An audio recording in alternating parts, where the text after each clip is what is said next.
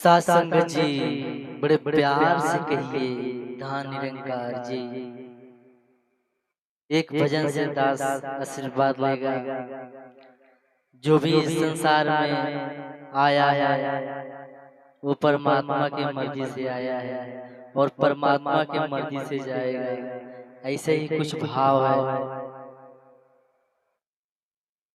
आइला तुम्हारा जी से जयमा तुम्हारा जी से, आइला तुम्हारा जी से जयमा तुम्हारा जी से, तोहके चलावे निरंकार तोहरा भीतर बाड़े, बिना इनके बाड़ा तू बेकार तोहरे भीतर बाड़े।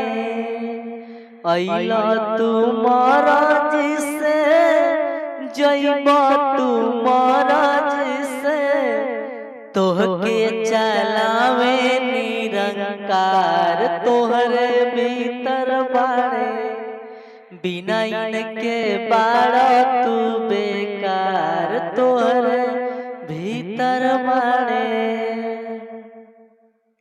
हो आवा देखिला आवा देखिला हम संग संवरिया के, आवा देखिला हो आवा देखिला आवा देखिला हम संग संवरिया के, आवा देखिला तोहरे आगे बढ़े तोहरे पीछे बढ़े, अगल बगल ऊपर नीचे बढ़े, आवा देखिला आवा देखिला हम संग संवरिया के, आवा देखिला मन के माना लो गुरु से नेहिया लगा लो,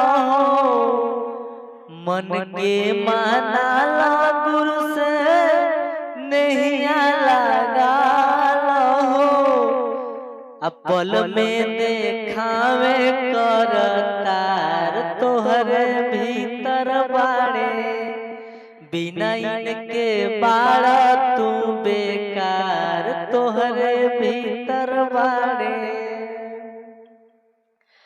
ऐसा संगत जी सब बात मन में टिकल बा। भक्ति हो भाव हो सब मन पे टिकल बाटे, जे मन के संभाल लिया उहे भक्ति के कबाई। ऐसे कुछ लाइन बा। हम मनवे से बिगड़ जाता कुल बतिया, मनवे से बिगड़ जाता कुल बतिया, मनवे से मन माया में ले जाला मन काया पे ले जाला, जब भक्ति के बात हो तो उम्र पे जाला, मनवे से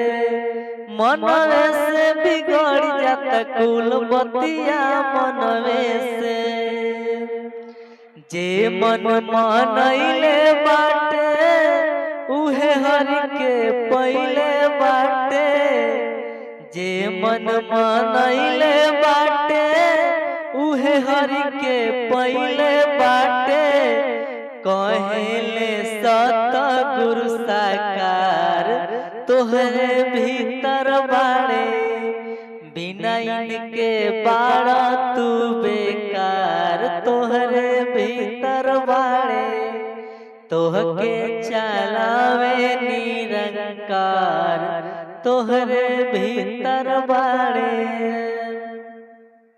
हो अर्जुन बुझला हो अर्जुन बुझला काहे पौल मानव तन, अर्जुन बुझला हो अर्जुन बुझला हो अर्जुन बुझला काहे पौल मनई के तन, अर्जुन बुझला जनी माया में फसावा अच्छा कर्म में लगावा, पौल मनई के तन तनी भक्ति में आवा, अर्जुन बुझला काहे पौल मनई के तन, अर्जुन बुझला गुरु बिना पूरा बाड़ा, प्रभु बिन अधूरा बाड़ा। गुरु बिना पूरा बाड़ा, प्रभु बिन अधूरा बाड़ा। असली के ले जब तू जान तोहरे भीतर बाड़े। सतगुरु से होई जब ज्ञान तोहरे भीतर बाड़े। तोहके चलावे निरंकार तोहरे भीतर बाड़े। अइला तू महाराजी से जइबा तू महाराजी से। तोहके चलावे निरंकार तोहरे भीतर बाड़े। सतगुरु से लेला पूरा जान तोहरे भीतर बाड़े। प्यार से कहिए धन निरंकार जी।